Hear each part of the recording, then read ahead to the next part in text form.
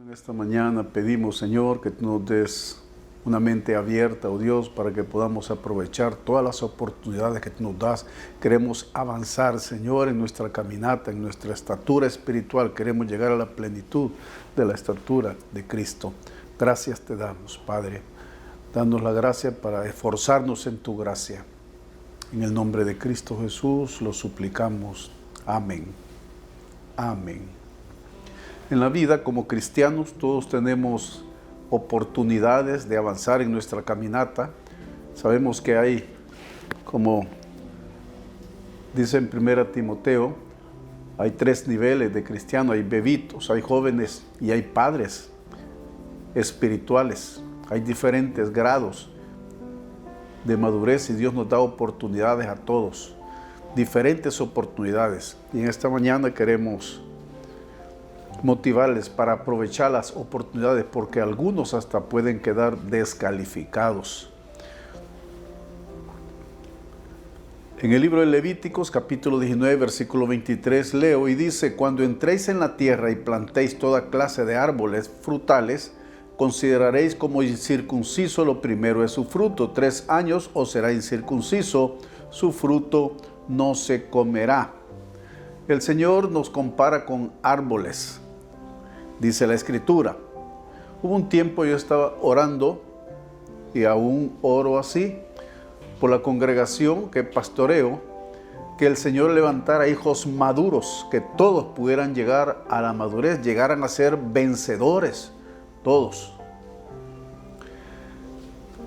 Y me había concentrado en estudiar en las Escrituras el número 60, porque el número 60 habla de vencedores, de carácter fuerte, de personas que llegan a lo más que el Señor tiene para nosotros.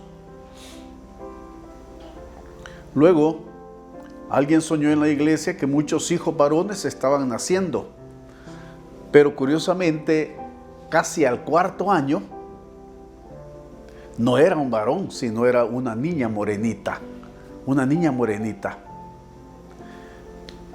Y me pareció extraño, pero luego el Señor me confirmaba con otras citas bíblicas de la Escritura, que es lo que veremos ahora. En Cantares 1:5 dice: morena soy, dice, oh hijas de Jerusalén, pero codiciable, dice. Morena soy, dice. Está hablando la iglesia, digamos. Morena soy, oh hijas de Jerusalén, pero codiciable, como las tiendas de Cedar, dice, como las cortinas de Salomón. En el diccionario hebreo Strong, la palabra codiciable, que leíamos en el versículo 5, morena soy hija de Jerusalén, pero codiciable significa bella, deseable, hermosa. Es su iglesia, el Señor quiere verla así. Y su raíz significa ser agradable, estar en casa, encantador, ser su templo, ser su morada.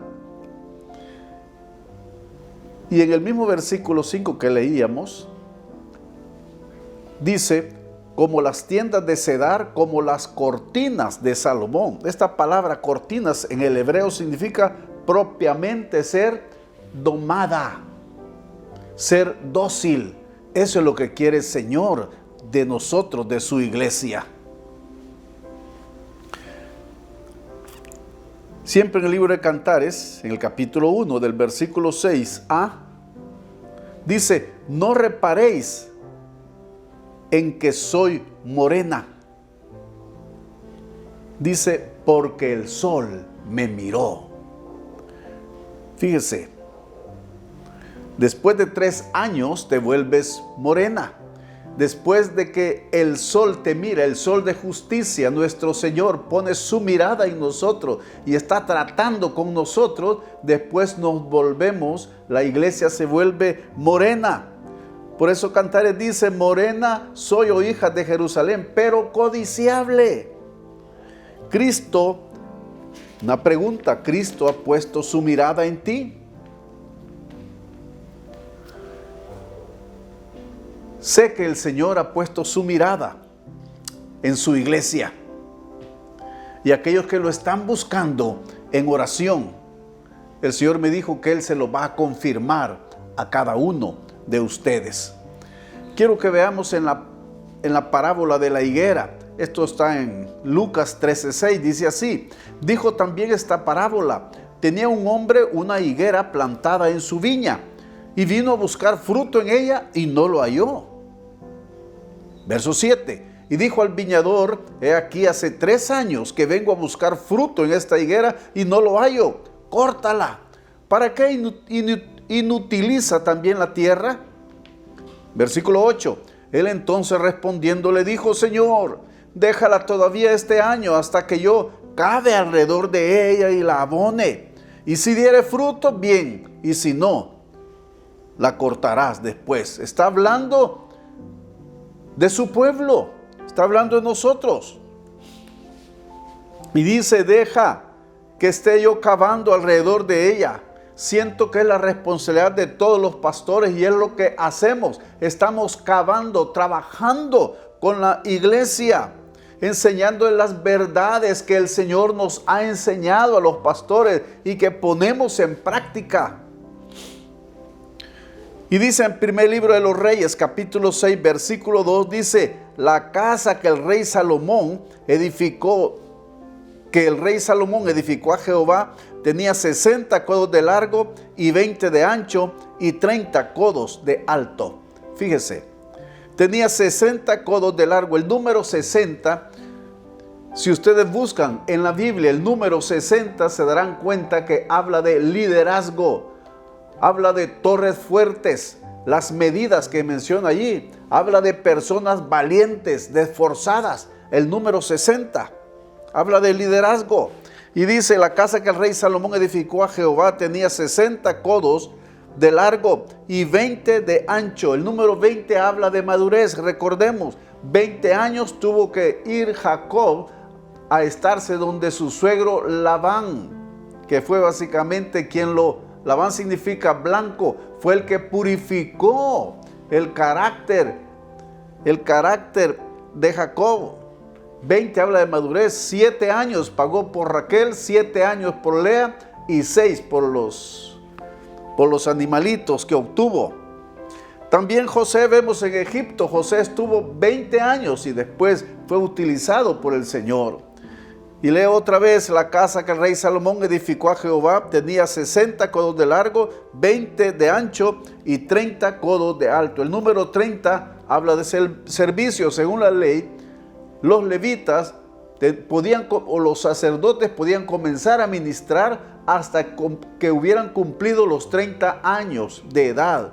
Jesús mismo, a los 30 años, al cumplir 30 años, comenzó su ministerio. Bien, los codos habla de la unidad de medida, pero también es un recipiente como vaso circular que sirve para cavar. Da la idea de un líder que está cavando, trabajando alrededor de la higuera para que ésta se vuelva fructífera. Tenemos que buscar al Señor en este año, en este que estamos terminando y el próximo por comenzar. Aquellos que han estado desobedeciendo deliberadamente, sabiendo que Dios lo está viendo y aún así lo hicieron, quiero decirles: el tiempo se termina. El tiempo se termina, de verdad, el tiempo se termina. Si terminamos mal, si hemos caminado mal en este año, esforcémonos de hoy en adelante que este otro año sea totalmente diferente. Una puerta se te abre. El Señor dijo: no temas al que mata la carne, pero sí ten miedo al infierno. ¿Qué debo hacer? ¿Qué tiene que hacer alguien para ir al infierno? Simplemente que no haga nada. Muchos dicen: yo no soy malo, yo no robo.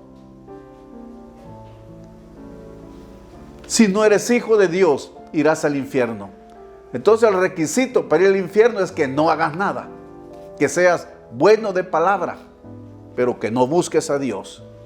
Recordemos, si hemos cometido errores pequeños, medianos o grandes, Él es amplio en perdonar. Recuerdo la anécdota de un hijo que se había ido de su casa y él pensaba y él dudaba si sus padres podían perdonarlo para él regresar a su casa, y él les mandó a decir con alguien que si lo perdonaban, que por favor pusieran una señal en un árbol que está cerca de la casa, que amarraran un pañuelo ahí,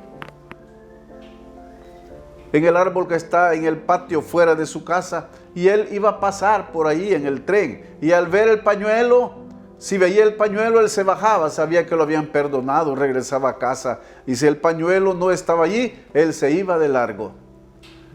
Y dice que él se fue para allí e iba buscando, tratando de buscar el pañuelo, pero no encontró el pañuelo en el árbol, sino encontró todo el árbol lleno de sábanas blancas amarradas. Así es el perdón del Señor. Él es amplio en perdonar. Recordemos, si estamos lejos del Señor, acerquémonos a Él. El hecho de estar asistiendo a la iglesia no significa que estemos cerca del Señor. Hay muchos que asisten a la iglesia y están lejos del Señor. Busquemos al Señor con sinceridad, con honestidad, con obediencia. Padre bueno, guíanos, Señor, por favor, en este tiempo, Dios, difícil, Señor. Danos tu gracia, oh Dios, por favor. En el nombre de Cristo Jesús te lo suplicamos.